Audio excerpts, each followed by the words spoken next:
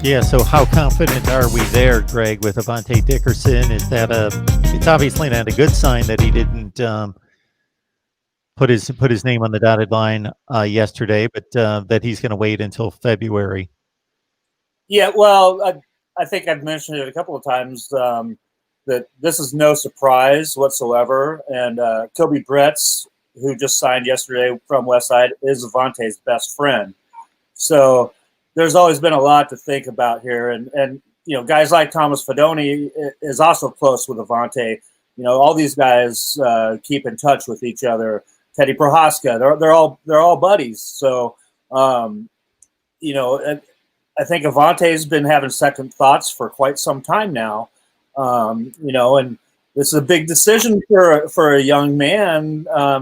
It's got to be the right fit. And, it's possible that he might have pulled the trigger a little bit early on committing to Minnesota without, being able to see things through. And obviously he hasn't been able to get to a game this year. And, so that kind of hurts. I mean, he has visited there on his own dime, but, I think it's a big time good thing for Nebraska. I expect him to actually flip and sign with Nebraska at some point. Now I don't know that for sure or not, but that's just my gut feeling. And as you guys were mentioning, working down the line here, Nebraska already just put out a couple of big time offers yesterday with Maverick Noonan. That's Danny Noonan's son. He's out of Elkhorn South, Nebraska, and he's a sophomore. Both these guys are sophomores. They're going to be a 2023 class. But also Tony Tuiotti's son plays at Lincoln Southeast. They offered, and he's a heck of a football player too. And those are probably my top two guys coming out of the state in 2023 right now. And they just got offered by Frost and their staff. So I mean, they know what's going on around here, and it's just getting better and better. They're gonna stop these border wars, and they're gonna keep most of these guys in state from now on. Is there a particular position unit on the field that didn't get addressed to the extent that it needed to, or any other glaring weakness in this class? In my opinion, I mean, they're bringing in one running back. You might have wanted maybe another back there. And then a little bit shy on the secondary. You would have liked to see maybe a couple of more corners. You're losing a lot of seniority out of that backfield. So, those are some of those positions that you can't have enough of. And obviously, you've seen Nebraska's running back room, like I was mentioning. Running back room was Dedrick Mills and not much else because everybody's been banged up and not been able to get with the program so far. So those were those two big things. And you always want to get, as many of those defensive linemen and pass rushing type outside linebackers that you can get.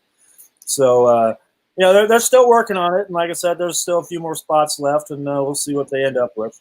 Yeah, interesting you mentioned the pass rushers. I think that's the thing that I noticed the most about that was kind of missing from this class. Because you look at the guys that are at the D-line position from the class, they're 280, 290, more run-stuffing guys. And I know Nebraska tends to recruit inside linebackers and move them out, but you want those true pass rushers as much as you can get because anytime you can disrupt the quarterback, it really helps out a secondary. Well, that's the Jalen Weaver. He's 6'8", 320, but he's a defensive end and he's a big time pass rusher. I don't think you need to watch his film. This guy gets after the quarterback like crazy, and he's going to be a matchup nightmare when he gets here. When Big Ten Network does their signing day special and they show the map on where everybody's getting their commits from, you notice Nebraska is national. I mean, they have to be national. They've always been a national, recruiting team. Tom Osborne did wonders recruiting nationally.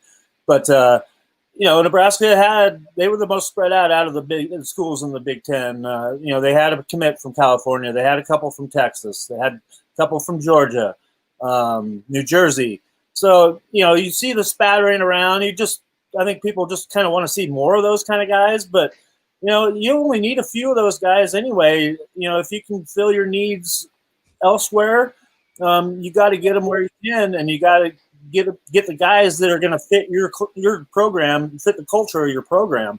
And I think we've seen a lot of some of these South Florida kids haven't been fitting that culture lately. And, hopefully Kamani Grimes is one of those guys that does come in and fit that culture.